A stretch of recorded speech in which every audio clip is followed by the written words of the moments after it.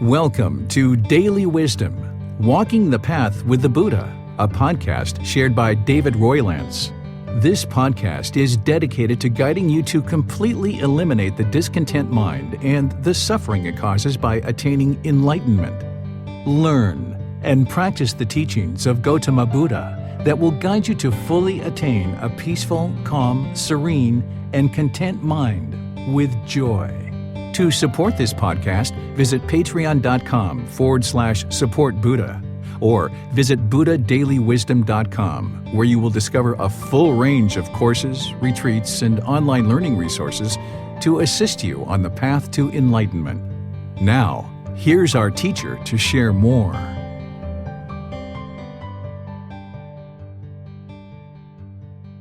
Sawadee Kap. Hello and welcome to Daily Wisdom, Walking the Path with the Buddha. Today is our Pali Canon and English study group, and we're studying the words of the Buddha in Volume 9 of our book series. Volume 9 is titled The Six Sense Bases. We're going to be studying chapters 41 through 47 today to finish up this book, and then next week we're going to be starting Volume 10, which is titled The Buddha's Way. So if you would like to join us for this particular program, all you need to do is come into Zoom or Facebook, YouTube. What we're going to be doing is studying the original words of the Buddha. I invite students from Zoom to be able to volunteer to read one of the chapters. After someone reads a chapter, I will share some teachings on that. Then I'm going to open up to any and all questions that you guys have related to the chapter. If you'd like to ask questions, all you need to do is put that into Facebook, YouTube, or Zoom in the comment section. I'll be able to see that. Or if you're in Zoom, you can raise your hand electronically, unmute your microphone, and ask any and all questions that you like. And if you're in Zoom and you'd like to volunteer to read, you can also raise your hand electronically, unmute your microphone, and then you'll be able to actually read.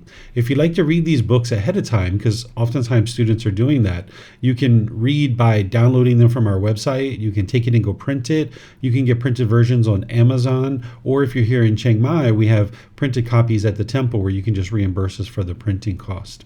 So it looks like Pat has volunteered to read this first chapter, which is chapter 41. If you'd like to go ahead, Pat. Thank you. One who is engaged is unliberated. One who is disengaged is liberated. Monks, one who is engaged is unliberated. One who is disengaged is liberated. Consciousness, monks, while standing, might stand engaged with form.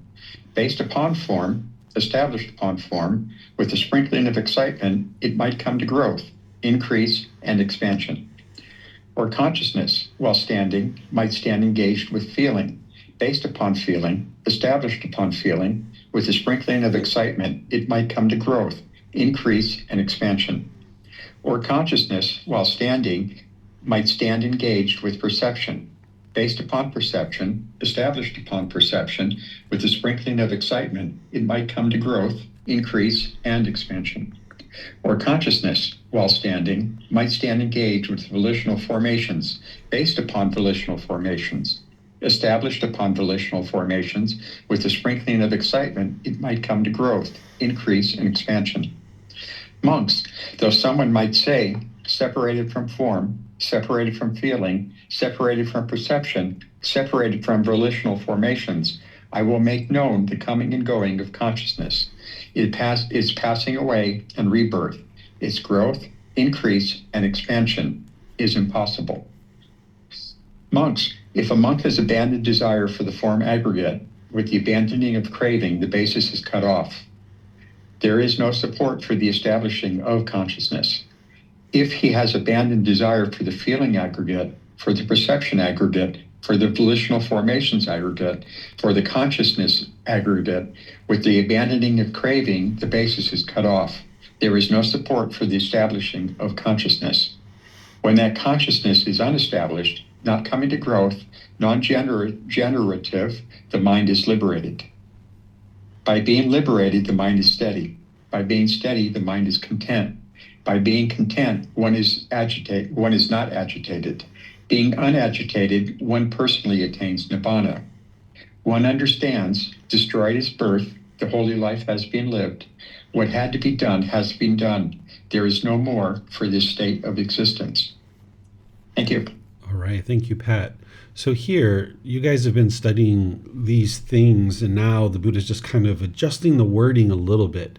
Where he's using the word engaged, you can think about that as clinging, or you can think about it as craving or desire or attachment. Where he's using the word disengaged, you can think about that as non-clinging or non-craving, non-desire. So here what he's saying is someone who has clinging, or if they're having craving and attachment, the mind is unliberated. So one who is engaged is unliberated. But when one has no clinging or no craving, then the mind is actually liberated. Remember, we're using that word liberated because the mind's free of its pollutions. It's free of the strong feelings. So the Buddha goes on to talk here about the 5 aggregates. He starts with the form aggregate, then he talks about feeling, perceptions, volitional formations, and consciousness. And what he's saying is that if you cling to these aggregates, these 5 aggregates that make a human being, which are the 5 criteria, then your mind is not liberated. But when you are not any longer clinging to this or engaged with it, longing, yearning for it, then the mind is actually liberated. So he's going through all these different aggregates here. And then eventually he comes to say that though someone might say separated from form, separated from feeling, perception, volitional formations, and consciousness, that they are going to make known the coming and going of consciousness, meaning they're going to explain the cycle of rebirth because they've separated themselves from these 5 aggregates. And the Buddha is saying this is impossible for them because they're not going to essentially know what leads to the continuous rebirth. Here he's saying if a monk has abandoned, right, completely eliminated the desire, the craving for the form aggregate, the feelings, perceptions, volitional formations, consciousness, then the individual understands that since they've abandoned the craving for these aggregates, there's no more support for the establishing of consciousness, meaning that consciousness can't continue. So it's not just separating yourself from these things, like distancing yourself from the 5 aggregates, it's eliminating the craving to cling to it and hold on to it. And then that's when an individual can understand that the consciousness will not be able to continue to come back over and over and over again, and they will understand that their mind is liberated. So when you eliminate craving, desire, attachment, clinging to these 5 aggregates, your mind will actually experience the liberation. Of course, you need to eliminate the 10 fetters and all those other things. And being liberated, the mind is free. That's why the Buddha now says, okay, being liberated, the mind is steady, right? There's nothing that can shake up the enlightened mind. It's unshakable. It's steady. It's calm. It's stable. And then with the mind being steady, it's content. With it being content, it's not agitated. Being unagitated, the mind is actually attained enlightenment. And an individual will know that. They will understand, not only is their mind enlightened, but they will understand through dependent origination that they are no longer going to come back and be reborn over and over and over and over again. That they've lived this holy life. They've purified their mind. They've done what had to be done. They've done the training. They've learned the wisdom. They've executed it. They've done what had to be done. And now there's no more for this state of existence. So the Buddha describes that if you've gotten to enlightenment, that there's no longer existence in the cycle of rebirth. But that's very different than saying there's no existence anywhere. There's no, this being is completely gone. Because sometimes people say that what the Buddha taught is that once you attain enlightenment and die, that there's, basically you're snuffed out and there's nothing after that. But the Buddha didn't say that. The Buddha didn't say what does come next or what doesn't come next. He just left it as an undeclared teaching. But he does say that there's no longer existence in the cycle of rebirth. And that's very different than saying that this being doesn't exist anywhere at any time, right? So it's important to make that distinction, that if the mind is unenlightened, there is going to be existence in the cycle of rebirth after death. But then if an individual is actually enlightened, there's no more existence in the cycle of rebirth, but what may or may not come next is an undeclared teaching. So the Buddha here is teaching you not to cling to those 5 aggregates and not just to separate yourself from them, but completely eliminate any craving, desire, longing, or yearning for these particular aggregates, because you have all 5 of them: physical form, feelings, perceptions, which are views and opinions about the world, the volitional formations, which are choices and decisions, and then the consciousness, which is the mind itself. And if you need any examples of these, or if you need to understand these further, let me know. But I have taught these at different times in this program, but depending on when someone's joined this program, they may need a refresher on that, or just to know what those actually are. So let me know what questions you guys have on this particular chapter. You can put that into Facebook, YouTube, or Zoom. Okay, it looks like Vibhav has a question. Is there a reason words are changed? Yeah, because when you teach, and you're teaching for many, many years, you're teaching people many, many, many times, you're saying the same things over and over and over again. And it's kind of nice to change the words occasionally so people can hear it from a different perspective using different words. Engaged is like, oh, I'm so engaged, right? And this is interesting because they actually have things in the world today, they call it engaged Buddhism. But they don't understand this particular discourse, of course, because engaged Buddhism is like you go out into the community and you engage in the community. You try to change what's going on in the world around you. And that's opposite of what the Buddha actually taught, and you can see it here. But he uses different words sometimes in order to just kind of mix it up so that he's not using the same exact words all the time, because the same people are listening to these discourses and understanding from a different perspective and different words. It can kind of bring kind of a renewed understanding and a renewed. Okay, I'm not seeing any other questions. So let's go to the next chapter, which is chapter 42. Is there someone who would like to read this one? Okay, Keely, go ahead, ma'am. And it looks like Samantha's next after that. Without excitement, the three underlying tendencies are abandoned. Monks, dependent on the I and forms, I consciousness arises. The meeting of the three is contact. With contact as condition, there arises a feeling, felt as pleasant or painful, or neither painful nor pleasant. Dependent on the ear and sounds, ear consciousness arises. The meeting of the three is contact. With contact as condition, there arises a feeling, felt as pleasant or painful, or neither painful nor pleasant. Dependent on the nose and odors, nose consciousness arises. The meeting of the three is contact.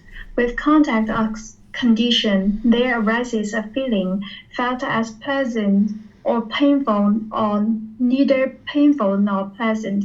Dependent on the tongue and flavors, tongue consciousness arises. The meeting of the three is contact. With contact as condition, there arises a feeling, felt as pleasant nor painful, or neither painful or pleasant. Dependent on the body and physical objects, body consciousness arises. The meeting of the three is contact. With contact as condition, there arises a feeling, felt as pleasant or painful, or neither painful nor pleasant. Dependent on the mind and mental objects, mind consciousness arises. The meeting of the three is contact. With contact as condition, there arises a feeling felt as pleasant or painful, or neither painful nor pleasant. When one is touched by a pleasant feeling, if one does not excite in it, welcome it, and remain holding to it, then the underlying tendency to crave does not lie within one. When one is touched by a painful feeling, if one does not sorrow, grieve, and have displeasure, does not weep, beating one's breast and become distraught, then the underlying tendency to aversion does not lie within one. When one is touched by a neither painful nor pleasant feeling, if one understands as it actually is the cause, the appearance, the gratification, the danger, and the escape in regard to that feeling, then the underlying tendency to ignorance, a knowing of true reality, does not lie within one. Monks, that one shall here and now make an end of discontentedness by abandoning the underlying tendency to crave for pleasant feelings.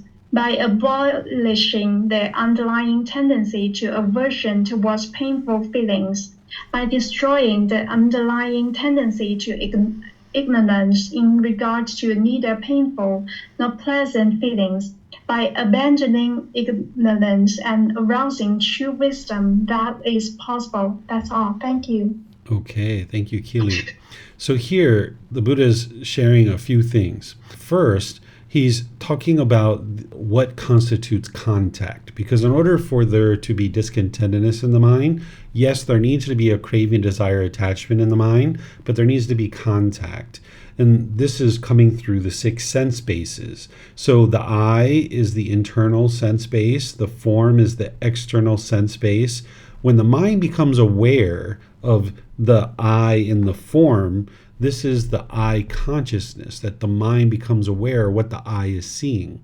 And now the 3 of these is called contact, that there's now been contact. And if the mind sees this as agreeable, that's where the pleasant feelings will come in. If the mind sees it as disagreeable, that's where the painful feelings or the neither painful nor pleasant feelings come in. This is the whole underlying problem in the unenlightened mind with the sensual desire. And this is happening through all the 6 sense bases, whether it's the eye, ear, nose, tongue, the body, or the mind itself. The mind with its sensual desire is going to see this contact as either agreeable or disagreeable. And that's where the conditioned feelings are arising. So now what the Buddha is saying is when one is touched by a pleasant feeling, meaning that you've had some contact through the sense bases, and now it's triggered one of your cravings, and there's these pleasant feelings that are arising, these conditioned pleasant feelings. If one does not excite in it and welcome it and remain holding on to it, then the underlying tendency to crave does not lie within one. Okay, so you're going to get to a point where you have cravings, desires, attachments in your mind, and you're working on shedding those. And they're going to start triggering these pleasant feelings. But your mind knows that this is unwise, and you choose to cut that off. You cut off at the bodily sensations. So you're choosing not to continue to remain holding on to this pleasant feeling. You're not exciting in it. You're not welcoming it. And by shedding this, where you're training your mind to not form conditioned feelings based on some condition, the underlying tendency to crave doesn't exist in the mind. There is still craving, desire, attachment there because the mind is not yet enlightened, but the mind is making its way towards abandoning craving, desire, attachment. The mind is distancing itself from craving, desire, attachment because it understands the danger in these pleasant feelings. And then when you're touched by a painful feeling, meaning you're experiencing a painful feeling in the mind, if you don't sorrow, grief, and have displeasure, I really like this next analogy, weep, beating one's breast, like, oh no, why me? Please, no, why me? Becoming distraught, right? Then the underlying tendency to aversion doesn't lie within one. Aversion is where you're pushing away either a person or a situation. So when you're experiencing those painful feelings, if you know that there's those painful feelings and you're working to cut that off because one of your cravings have been triggered, and you don't sorrow and grief and have displeasure, but you're actively working to cut that off, you're not becoming distraught, then you're not pushing away, right? You're not having this tendency to push away. Then when you're touched with a neither painful nor pleasant feeling, when that's starting to arise in the mind understands as it actually is, okay? The cause of this is the mind's craving, desire, attachment, the longing, the yearning. That you understand the disappearance, that this object that the mind is craving and longing, yearning for, it's going to disappear. It's impermanent. So if you allow your mind to cling or crave this particular item and you base your inner feelings on it, well, it's going to disappear at some point. It's going to be impermanent.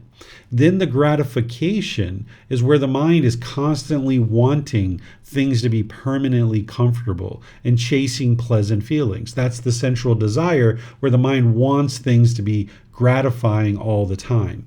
And the mind needs to understand the danger in that if you allow the mind to get conditioned pleasant feelings, that when that condition doesn't exist because it's impermanent, it's going to end up in the painful feelings. So you need to be able to see the danger in allowing the mind to keep chasing after gratification. Then you're going to need to understand the escape The escape is the Eightfold Path. That's what's going to help you to eliminate your craving, desire, attachment, and escape this constant cycle of being in painful feelings, craving something to get to pleasant feelings, having pleasant feelings, that condition changes, now you end back up in the painful feeling. So you need to understand this escape of the Eightfold Path and eliminating craving, desire, attachment. So that's the escape in regards to these conditioned feelings. And when you understand the cause, the disappearance, the gratification, the danger, and the escape, these 5 things, then the underlying tendency to ignorance doesn't lie within the mind, because the mind has wisdom that it understands each one of these things. And not just in the summary form that I'm explaining it in, but you need to know in detail what craving, desire, attachment is and how the mind's longing, yearning, because that's the cause. The disappearance is the universal truth of impermanence. The gratification is the central desire. You need to know that in detail, what that is, the danger in that, and allowing the mind to continue to crave gratification and have longing, yearning, and the escape. You need to know the Eightfold Path in detail. And that's where the mind has cultivated wisdom, and now this ignorance doesn't exist in the mind. And with these things being true, where the underlying tendency to crave or have aversion and push things away, or ignorance, that means the mind has arisen wisdom. Now an individual can make an end to discontentedness. That's the ultimate goal, because the individual is abandoning this craving for pleasant feelings, understanding how that's so unwise, abolishing this tendency to aversion to painful feelings, because you're going to experience some painful feelings between now and when you get to enlightenment. There's going to be some painful feelings, and you need to understand that that's your unwholesome dhamma, that because you craved and you got pleasant feelings out of this particular thing, when you're eliminating that craving and your mind's not getting what it wants, there's going to be painful feelings. This is where I talk about walking through the fire to appreciate the fresh air on the other side. Or I talk about getting out of the mafia, that when you got in the mafia, you had all these friends, you had all these new business opportunities to make money and all these kinds of things. You got all these pleasant things. But now when you're leaving, it's really painful to walk out the door. And it's the same thing, is that when you first got these cravings with your car, your life partner, your children, your house, and all these other things, you get all these pleasant feelings. But when you're training your mind to let go of its craving, there's going to be painful feelings. And if you're pushing those away, meaning that you're not willing to go through that and walk through that, then you're not going to be able to get to enlightenment. So you need to abolish this aversion, where you understand that sometimes you're going to need to put your mind in the situation that it doesn't want to be in, and you're going to need to trigger those cravings. So now you can cut off and cut off and cut off and walk through those painful feelings to get out on the other side. And then you need to be able to destroy this ignorance or this unknowing of true reality through arising wisdom. And that's what the Buddha is saying here, abandoning ignorance by arousing true wisdom. That's why you don't believe in the teachings. You're learning to examine and investigate. You're reflecting to independently verify, and you're practicing to integrate them in to your day-to-day life. And now what he's saying is this end of discontentedness, if an individual's abandoning craving, abolishing aversion, destroying ignorance, then it is possible for them to now end their discontentedness. And this is something that you learn with the 3 poisons or the 3 unwholesome roots or the 3 fires, that I teach this in all the beginning programs. So this is the words of the Buddha on that exact same thing. And he's also tying in here the 6 sense bases, helping you understand that that's what's going to trigger these cravings, because you're going to experience this contact coming through the 6 sense bases. And as you're noticing pleasant feelings or painful feelings, you need to cut that off and let it go, understanding the danger that if the mind continues to do this, you're going to just keep experiencing discontentedness over and over. So let me know what questions you guys have here. Remember, you can put that into Facebook, YouTube, or Zoom, or you can raise your hand in Zoom if you like. Okay, I'm not seeing any questions anywhere. So Samantha was interested in reading this next chapter, which is chapter 43. And if you'd like to go ahead, ma'am, you're more than welcome. Thank you. Freed from discontentedness. Monks, one who does not seek excitement in form does not seek excitement in discontentedness. One who does not seek excitement in feeling does not seek excitement in discontentedness. One who does not seek excitement in perception does not seek excitement in discontentedness. One who does not seek excitement in volitional formations does not seek excitement in discontentedness. One who does not seek excitement in consciousness does not seek excitement in discontentedness. One who does not seek excitement in discontentedness, I say, is freed from discontentedness.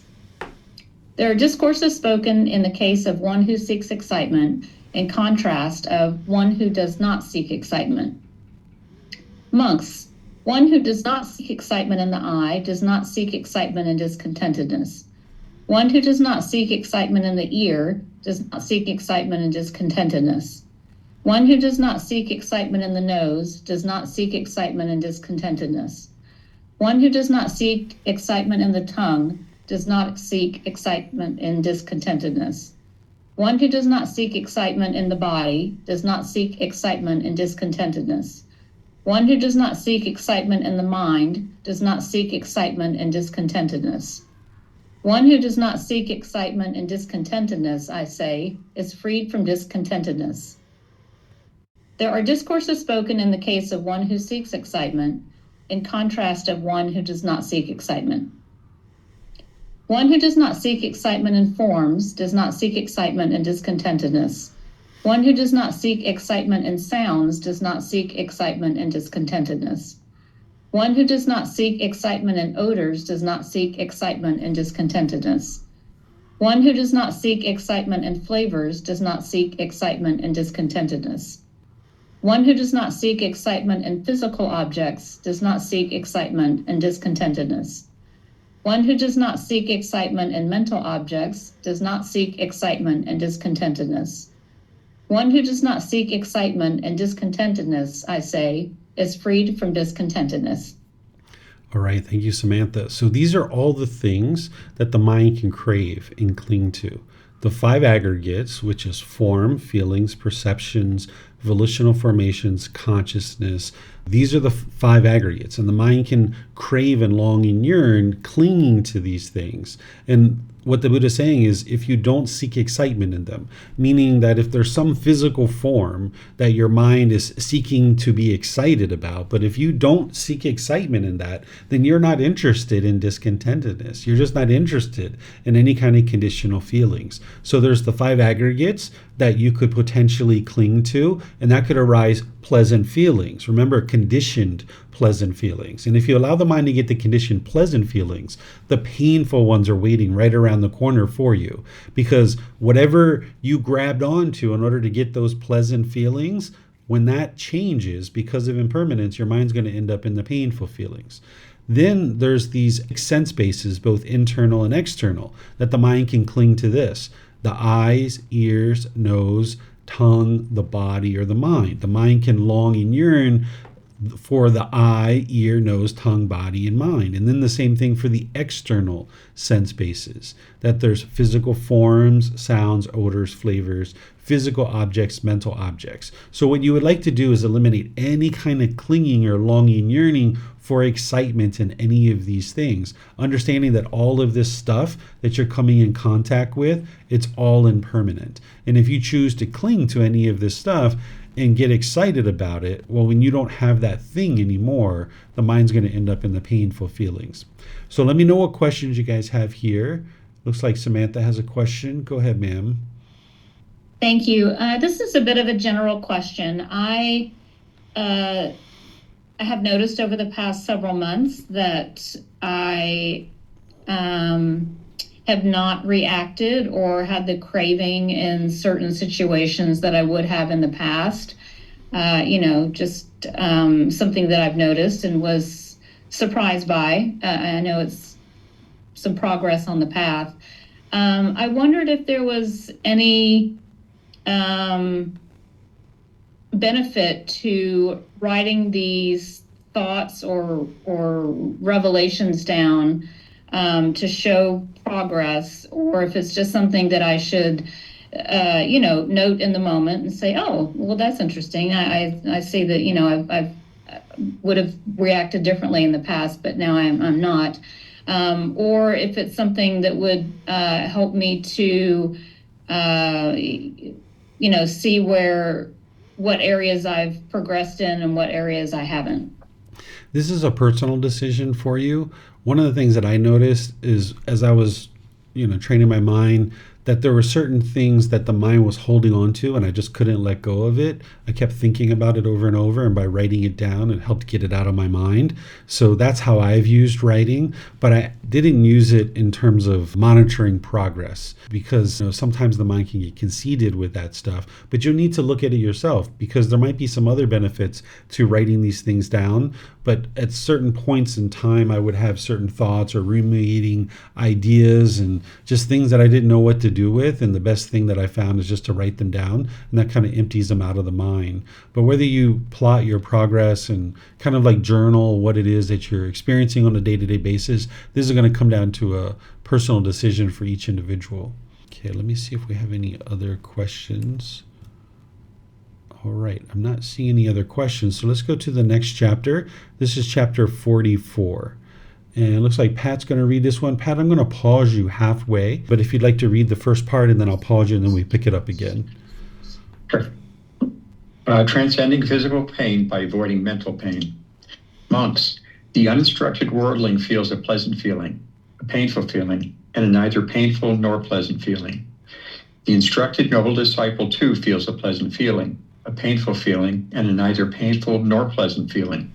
Therein, monks, what is the distinction, the disparity, the difference between the instructed noble disciple and the uninstructed worldling? Venerable Sir, our teachings are rooted in the perfectly enlightened one, guided by the perfectly enlightened one, taking refuge in the perfectly enlightened one. It would be good if the perfectly enlightened one would clear up the meaning of this statement. Having heard it from him, the monks will remember it. Then listen and attend closely, monks, I will speak. Yes, Venerable Sir, the monks replied. The perfectly enlightened one said this. Monks, when the uninstructed worldling is being contacted by a painful feeling, he sorrows, grieves, and has displeasure. He weeps, beating his breast, and becomes distraught. He feels two feelings, a bodily one and a mental one. Suppose they were to strike a man with a dart, and then they would strike him immediately afterwards with a second dart, so that the man would feel feeling caused by two darts. So too, when the uninstructed worldling is being contacted by a painful feeling, he feels two feelings, a bodily one and a mental one. Being contacted by that same painful feeling, he has aversion towards it. When he has aversion towards painful feelings, the underlying tendency to aversion towards painful feelings lies behind this. Being contacted by a painful feeling, he feels excitement and sensual pleasure. For what reason? Because the uninstructed worldling does not know of any escape from painful feelings other than sensual pleasure. When he seeks excitement in sensual pleasure, the underlying tendency to crave for pleasant feeling lies behind this. He does not understand as it really is the cause and the disappearance, the gratification, the danger, and the escape in the cases of these feelings. When he does not understand these things, the underlying tendency to ignorance in regard to neither painful nor pleasant feelings lies behind this. If he feels a pleasant feeling, he feels it attached. If he feels a painful feeling, he feels it attached. If he feels a neither painful nor pleasant feeling, he feels it attached.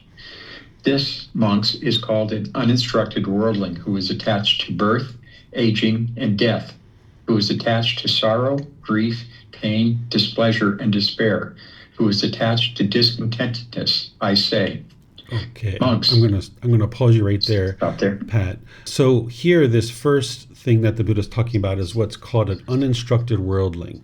We might refer to this person as a non-practitioner, someone who is not practicing the teachings. They're not learning, they're not practicing, they're just out there with no understanding of the teachings of the Buddha whatsoever. The Buddha is referring to this person as an uninstructed worldling because they're holding on to the world. And having not cultivated any wisdom about the natural laws, the Buddha is describing what this person experiences. That when they experience a painful feelings, they have sorrow, grief, pain, and displeasure. And he's talking about beating their breast and becoming distraught. And in this situation, when they're experiencing this, they've experienced two feelings, a bodily one and a mental one. And now he relates this to being struck with two darts, that you get hit with the first dart, which is the bodily pain, and then you get hit with the second dart, which is the mental pain. Okay, so now being contacted by that same painful feeling, now the individual has aversion to it. They're pushing it away. And the reason why is because they don't understand this painful feeling is impermanent. So now when they experience that painful feeling, they're pushing away this painful feeling. They're having this underlying tendency to aversion.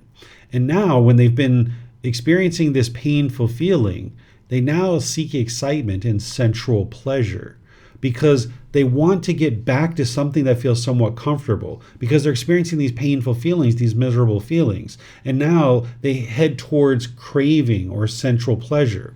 And the Buddha is saying the reason why is because they don't know any other escape from these painful feelings other than sensual pleasure. So for example, if someone has a really hard day at work, where they're having difficulties and struggles and they have certain painful feelings, they might come home and turn to alcohol or drugs or sex or gambling or shopping or food or something like this. The mind tends to crave when it's uninstructed, when it doesn't have wisdom of this whole process of what's going on.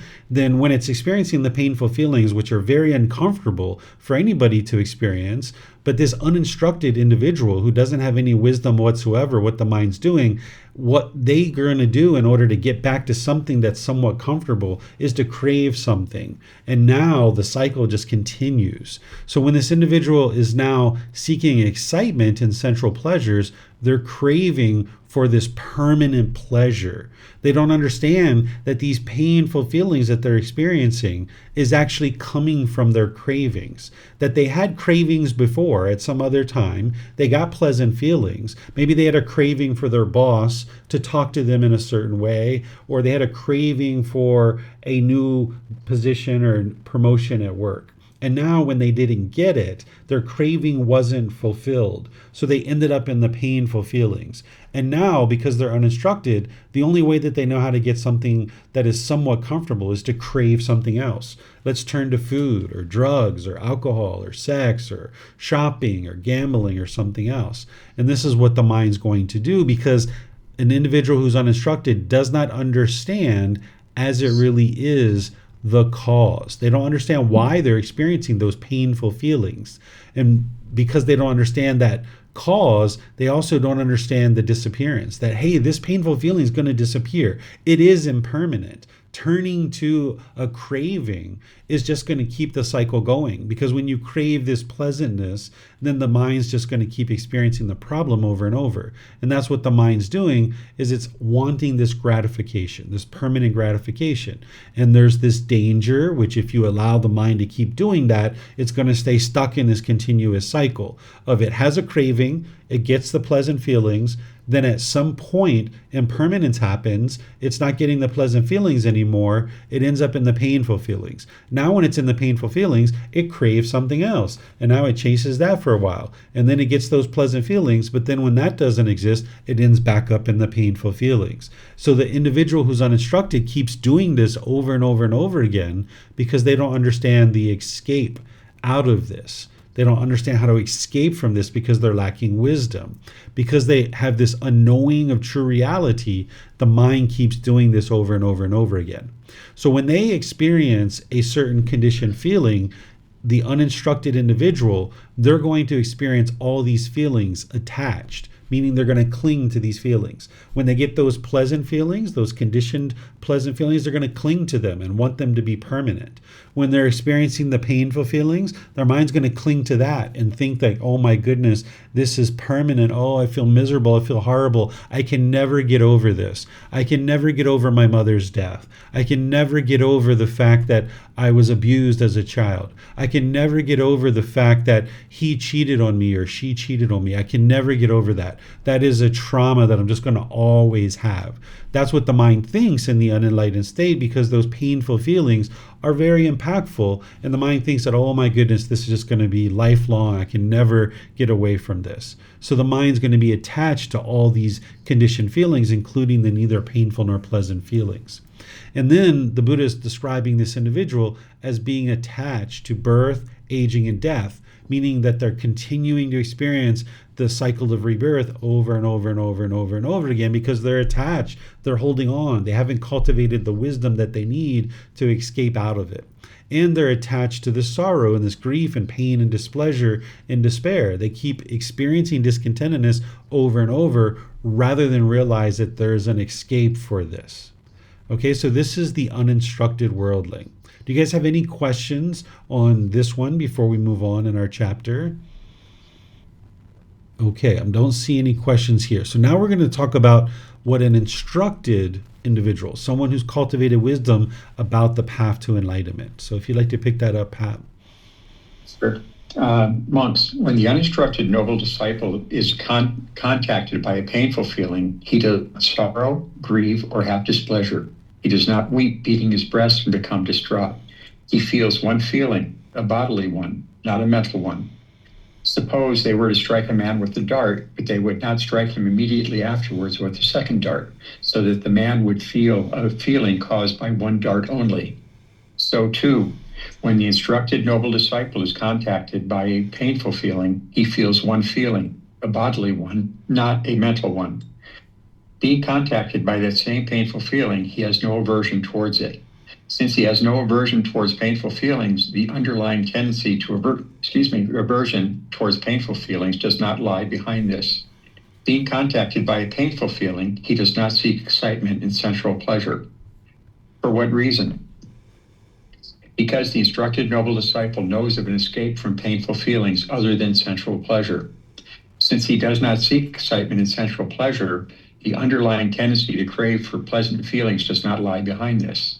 He understands as it really is the cause and the disappearance, the gratification, the danger, and the escape in the case of these feelings. Since he understands these feelings, the underlying tendency to ignorance in regard to neither painful nor pleasant feelings does not lie behind this. If he feels a pleasant feeling, he feels it detached. If he feels a painful feeling, he feels it detached. If he feels neither a painful nor pleasant feeling, he feels it detached. This, monks, is called the noble disciple who is detached from birth, aging, and death, who is detached from sorrow, grief, pain, displeasure, and despair, who is detached from discontentedness, I say. This, monks, is the distinction, the disparity, the difference between the instructed noble disciple and the uninstructed worldling. The wise one, learned, does not feel the pleasant and painful mental feeling. This is the great difference between the wise one and the worldling. For the learned one who has comprehended the teachings, who clearly sees this world and the next, desirable things do not provoke his mind. Towards the undesired, he has no aversion. For him, attraction and repulsion no longer exist. Both have been extinguished, brought to an end. Having known the dust-free, sorrowless state, the transcender of existence rightly understands. Thank you. Okay, thank you, Pat. So here, now we're talking about the instructed noble disciple. This is an individual who studied the teachings closely. The way the Buddha is describing this is this person isn't enlightened yet, but they're, pretty well developed on the path. What he's saying is when this individual who understands the teachings, who has deep wisdom about the teachings, when they experience a painful feeling, because you will experience some painful feelings on your way to enlightenment, this individual does not sorrow, grief, or have displeasure, or weep and beating their breast and becoming distraught. Right? So this individual isn't like, oh my goodness, it's so miserable, it's so horrible. They know that the painful feeling's there, but as you guys have learned in the Eightfold Path, you're taking action to cut that off and let that go. You're applying right effort to cut that off and let it go. And what the Buddha is saying is you only experience a bodily feeling, not the mental one, that the mind can cut that off, right? Because there's only the bodily sensations that are associated with the arising of this painful feeling. And then the Buddha is describing this as being hit with just one dart, that you're not being hit with the mental dart. You're only getting hit with one dart. Because let's just say, for example, you stump your toe and you're an uninstructed worldling, you're a non-practitioner. If you stump your toe in the middle of the night in the dark, you're going to feel the physical pain. But then right away, your mind is going to crave permanent comfort. And now there's going to be mental anguish that goes along with it.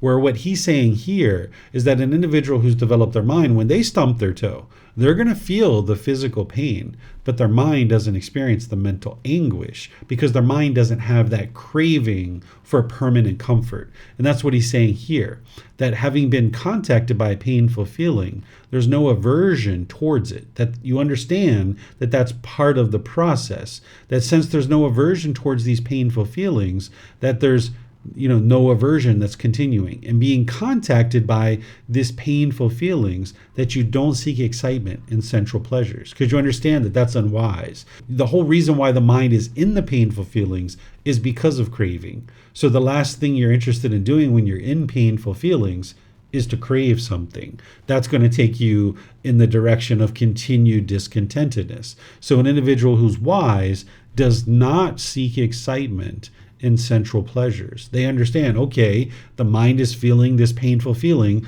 Let me cut that off. Let me cut that off. Let me cut that off. Let me redirect my mind. Don't allow the mind to crave something else, because that's just going to keep the whole problem going. And the reason why this is occurring is because the individual who's wise, who's an instructed noble disciple, they know the escape out of these painful feelings other than sensual pleasures. They understand the Eightfold Path. They understand practicing mindfulness, awareness of mind, applying right effort, cut off and let go at the bodily sensations. They're not going to allow their mind to keep going towards craving. And now, since the individual does not seek excitement in those sensual pleasures, the mind is no longer having this underlying tendency to crave, right? And the individual understands, like we were talking about, the cause, disappearance, gratification, and danger in the escape. And this is where the individual has arisen wisdom. And now, because there's wisdom there, the individual, when they experience these feelings, they're experiencing them unattached. That when the pleasant feeling arises, you're not attached to it. You cut it off, cut it off, cut it off, cut it off. Don't allow the mind to experience that conditioned pleasant feeling. When a painful feeling is starting to arise, cut it off, cut it off, cut it off. Don't be attached to it. Or the neither painful nor pleasant feeling. You cut that off. That's using your right mindfulness to be aware of the bodily sensations arising, and then cut off and let go at the bodily sensations. And then this individual is also detached from birth, aging, and death. Disinterested in coming back to this world, disinterested in the cycle of rebirth. You're unattached to it, like, hey, other people would like to do that, up to them. But for you, maybe you're like, out of here, I'm headed out of here, right? So your mind is no longer clinging to continued existence over and over and over again, and you're not attached or clinging to any of these painful feelings. So the Buddha is saying this is the difference between the instructed noble disciple and the uninstructed worldling. And he's referring to this instructed noble disciple as a wise one, a learned one, that does not feel the pleasant and painful mental feeling, right? The mind is just completely stable and steady. This is where the mind needs to learn how to enjoy something, but not experience the conditioned feelings. So that individual who's trained in this way, when they stump their toe, there's no mental anguish whatsoever. And because of that, your physical pain is actually very muted. You don't experience heightened physical pain, because that physical pain that you experience is actually very minimal compared to what the mental anguish puts on top of that. Because if you crave permanent comfort of the body, when you stump your toe, not only do you get the physical pain, you get the mental anguish to go along with it, and that's going to heighten the physical pain. But when you get rid of that mental anguish, that physical pain will just be very muted, right? And then the Buddha just goes on and explaining that this is the difference between two people, these two individuals.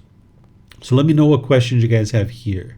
You can put that into Facebook, YouTube, or Zoom, or you can raise your hand in Zoom if you have questions. Okay, I'm not seeing any questions anywhere. Okay, so let's go to, by the way, these chapters, I think you guys know, you have my words in here. I help you to be able to understand each aspect of this so that you can understand what the Buddha is teaching you, because he's using the words cause, disappearance, gratification, danger, and escape. And here in other parts of the chapter, I'm helping you to be able to understand how to integrate this and how to benefit from this particular discourse. Okay, this is chapter 45. Is there someone who would like to read this? Okay, Samantha, go ahead, ma'am. Thank you. 4 persons found existing in the world. Monks, these 4 persons are found existing in the world. What 4? The subdued in body but not in mind. The unsubdued in body but subdued in mind. He who is subdued in neither. He who is subdued in both. And how, monks, is a person subdued in body but not in mind? In this case, a certain person makes his bed and lodging in the lonely glades and solitude of a forest, but meanwhile thinks sensual thoughts, malicious thoughts, and harmful thoughts. Thus, monks, a person is subdued in body but not in mind. And how is a person unsubdued in body but subdued in mind? In this case, a certain person does not make his bed and lodging in the lonely glades and solitude of a forest, yet meanwhile he thinks unworldly thoughts, thoughts not malicious, not harmful. Thus a person is unsubdued in body but subdued in mind. And how is a person subdued neither in body nor in mind? In this case, a certain person does not make his bed and lodging in the lonely glades and solitude of a forest, yet meanwhile he thinks sensual, malicious, and harmful thoughts. Thus a person is subdued neither in body nor in mind. And how is a person subdued both in body and in mind? In this case, a certain person makes his bed and lodging in the lonely glades and solitude of a forest, and at the same time thinks unworldly thoughts, thoughts not malicious, not harmful. Thus a person is subdued both in body and in mind. So these 4 persons are found existing in the world. Okay, thank you, Samantha. So whenever you see the Buddha talking about these kinds of things, it's not that he's saying these are the only 4 types of people found in the world. He's just saying, hey, these are 4 types of individuals that you'll see. And he usually leaves the last one for the one that he's recommending for you. He doesn't say that here, but this is what would be wise for an individual. So I'm going to focus on this one, and then it'll help you to understand the other ones as well. So what he's talking about here is a person subdued both in body and mind. And what he's saying by subdued, he's meaning that they're not craving, they're not longing, yearning. And being subdued in body, what he's describing is that an individual is comfortable being alone, that they don't need their body to be around other people. Because if you've ever had like a life partner, for example, or somebody that you slept in the bed with regularly, you know that when they went on a business trip or something like this, you probably find it hard to actually fall asleep or get a good night's sleep because your mind and the body is so attached and holding on to this individual, that the mind is holding on and wanting this individual to be there, and you feel odd or feel strange with this impermanence. So what the Buddha used to teach his students is to go out into the forest and sleep alone. Just kind of be with your own thoughts and be comfortable being alone. So this isn't necessarily something that you can do, although you could go camping alone. That is possible. You definitely need to learn how to spend time alone. If you don't feel enjoyment when you're alone with your own thoughts, then why would anybody ever enjoy spending time with you? Right? So you need to learn how to enjoy spending time alone. So that could mean going to the movies alone. That could mean going to the mall alone. That could mean going on holiday or vacation alone. This is ways that you can train today rather than going out into the forest. Although you could do that, these are other ways that you can train so that the mind isn't craving and longing and yearning to always be around people. Then when he's talking about the mind and being subdued there, he's talking about certain aspects of the mind that you've eliminated certain cravings. So when he talks about that this individual does not think worldly thoughts, this is like holding on to the world and sensual desire, wanting things to be a certain way. Having no thoughts that are malicious, this is like to eliminate ill will, to be practicing the goodwill. This is relating to right intention. And then he talks about not being harmful or practicing harmlessness, where the mind's not thinking harmful thoughts, right? Because if, let's just say you're in an airport, somebody did something, or maybe they walked past and stepped on your foot by accident. And now maybe you're thinking in a harmful way, like, I should probably go over there and step on their foot or something like this, right? I don't know, just coming up with a certain example. So the Buddha is explaining to you how you can train your mind to not have these cravings, and you can subdue the mind where you're not holding on to the world, you're not having these malicious thoughts or these harmful thoughts, and then also being comfortable to be alone. And there's different ways for you to train your mind to do that today. It doesn't necessarily have to be going out into the forest and being alone, unless that's the way that you would like to do this. So let me know what questions you guys have here on this particular chapter, because the Buddha is guiding you to be able to cultivate this last one here that he's talking about. Okay, I'm not seeing any other questions. I'm going to move to this next chapter. This is chapter 46. Is there someone who would like to read this one? Okay, it looks like Keely. Go ahead, ma'am. Thank you.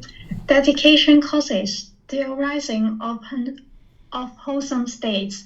Monks, I know not for any other single thing of such power to cause the arising of wholesome states, if not yet arisen, or to cause the diminishing of evil and wholesome states, if already arisen, as dedication.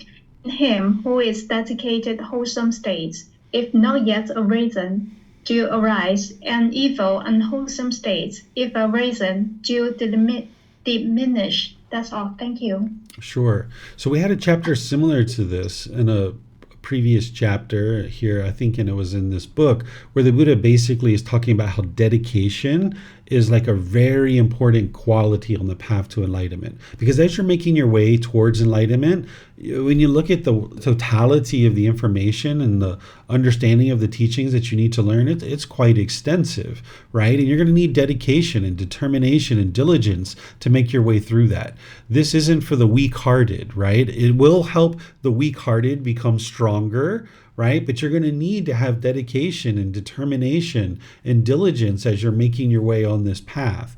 And the Buddha is helping you to be able to see that that's what's going to help you to arise wholesome states. And that's also what's going to help you to eliminate unwholesome states. Because some of these unwholesome things that you experience in day-to-day life, it's not going to be just 1, 2, 3, or 4 times that you're going to then need to be able to eliminate that. Some of these unwholesome things that are in the mind will take you years to eliminate, and you're going to need to be dedicated, right? And some of these wholesome qualities to cultivate, it's going to take you years in some cases to arise some of these wholesome qualities. So if you just kind of give up at the first little sign of a challenge or some little issue, that's not going to help you to get to enlightenment. So there needs to be dedication, determination, and diligence to be able to make your way towards enlightenment by being dedicated to cultivate wholesome qualities of mind and to eliminate unwholesome qualities. So the Buddha is really describing this as what's really going to see you through this entire path to enlightenment.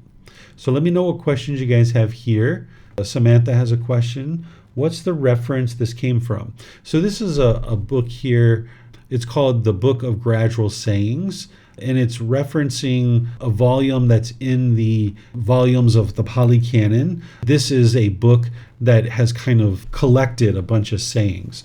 So because this is in the Pali Canon itself, I could go back and actually find the exact place where it shows up in the Pali Canon. This was actually done by some students, and then I kind of looked them over, but I didn't notice that this one is actually coming from the Pali Canon, but they actually didn't reference the actual thing. So I might actually go back and update this one where it's coming from the Pali Canon. So the reference should be like AN and then like 3.4 or something like that.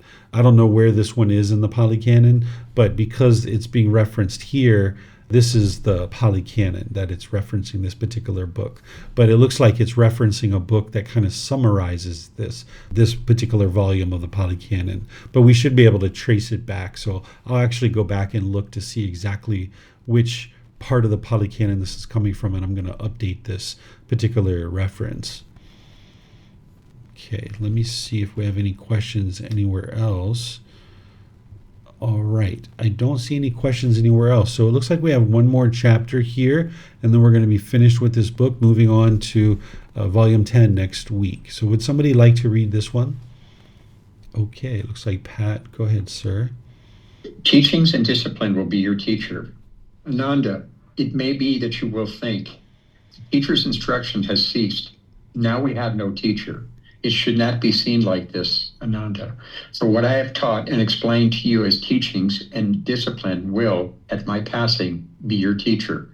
Now, monks, I declare to you, all conditioned things are of a nature to decay. Strive on untiringly. These are the Tathagata's last words. Thank you. Okay, thank you, Pat. So the Buddha died at the age of 80, and he gave his last teaching here to his students who were with him. There was a small group of individuals. I think, do I have in here story? I think it's down here. Let's see. I'll just show you guys this in case you haven't seen it yet. Okay, this is an article that was written by a Thai doctor. He was a monk at the time. I don't think he's a monk any longer. But because he was a doctor prior to becoming a monk, and then he became a monk for a period of time, he understood symptoms and causes and conditions and what it actually could be diagnosed as. So he went through all these different discourses, disparate discourses over the 45 volumes of books, and pieced together what the symptoms that were occurring at the time of the death of the Buddha. And he walks you through that and explains to you what this actual thing could be that actually led to the Buddha actually dying in this last death, this last experience where he attained final nibbana. So he does a really, really good job. And I've kind of tweaked the word choices a little bit to be able to help you guys understand this. So if you haven't read this yet, this is like a very good read to be able to understand what actually caused the death of the Buddha, because there's people that will tell you that the Buddha died by eating a poisonous sandwich, and this just isn't true. It's very not true. That they think that the Buddha knew that this sandwich was poisonous and somebody was about to eat it, and the Buddha grabbed the sandwich and essentially ate it himself instead of allowing this person to eat it and die. Does that sound like what an enlightened being would do, like a wise person? No, if you knew that sandwich was poisonous, you would just grab it and throw it away, right? Why would you have to eat it? You wouldn't have to eat it. So there's a lot of misunderstanding regarding the death of the Buddha, and that particular article that I put in here is going to help you to be able to see what the Buddha died from, using the Pali Canon to help you see his symptoms of what was occurring around his death. And essentially what he died from is old age, but this individual tracks it down to the exact individual thing with the body that gave out. And the Buddha gave this teaching, his very last teaching, right upon his death, where his student Ananda, this was someone who was very close to him. He's saying, okay, once I die, it might be seen as if my instructions have stopped and that we don't have any teacher. But he's saying, no, you shouldn't see it this way, because what I taught you essentially over the last 45 years, those teachings will be your teacher when I die. Because he's explained to you, he's already explained it for 45 years, how to get to enlightenment. So use those teachings. That's going to be your teacher. And then his last words were actually his very first teaching. This is what you need to know in order to get on the path to enlightenment. Any Buddha who's alive, they would understand that their last words are going to be very impactful, that they're going to be remembered, that people are going to be learning them long into the future, right? So he actually used his last words to give his very first teaching of what somebody would need to understand in order to get on to the path to enlightenment. His last words were, "Now, monks, I declare to you, all conditioned things are of a nature to decay. Strive on untiringly."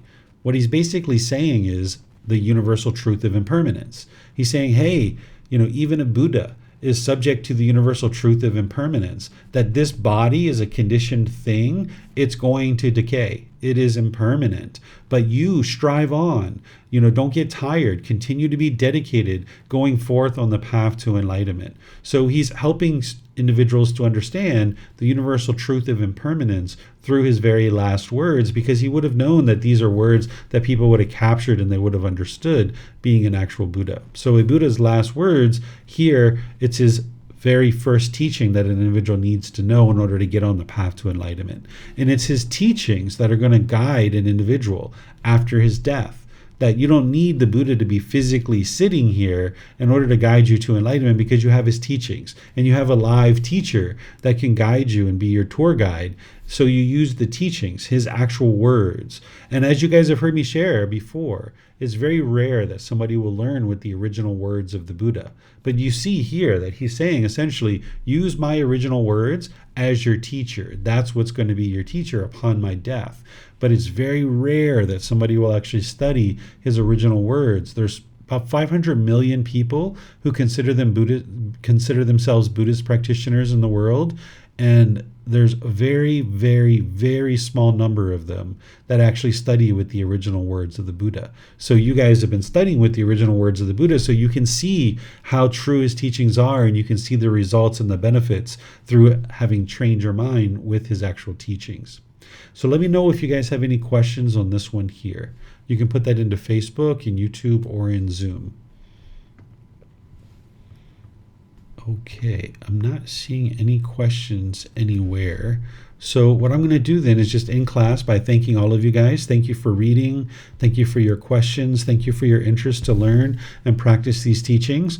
As I mentioned, next week we're going to be moving into a new book, Volume 10. This is titled The Buddha's Way. This is going to be the next 10 chapters in that new volume. So we're going to be studying chapters 1 through 10. So if you'd like to actually study those ahead of time, you're more than welcome to. Tomorrow in the group learning program, I'm going to be in Volume 1, Chapter 24.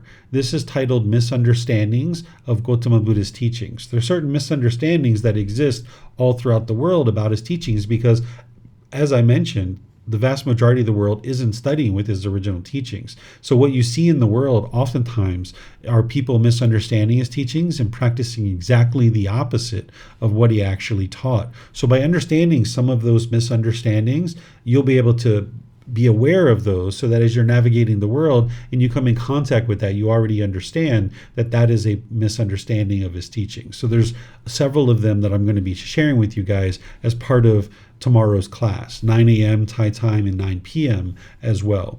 And then on Monday, I'm going to be starting a Foundation in the Path to Enlightenment course. Those I do every single month, the first week of the month, Monday through Friday from 9 a.m. to 3 p.m. So you're always welcome to attend that live in Chiang Mai, or you can attend online through the live stream, or even just watch the recordings, because that's a good place to get a really nice, strong foundation. Or maybe you need to revisit some of the foundational teachings, and you're more than welcome to do that. So thank you all for joining, and thank you again for your questions and for reading. Thank you for all your support to help me be able to share these teachings with you. If there's ever a time that you need anything from me, feel free to reach out by asking questions in class. You can post in our Facebook group, you can send a private message, or you can schedule personal guidance. So whatever you choose to do today, have a very wonderful and lovely day. We'll see you next time. Sawadee ka. Thank you for listening to this podcast. To provide support for this podcast, visit patreon.com/support Buddha. To access more teachings, visit buddhadailywisdom.com. There, you will discover a full range of courses, retreats, and online resources to assist you on the path to enlightenment.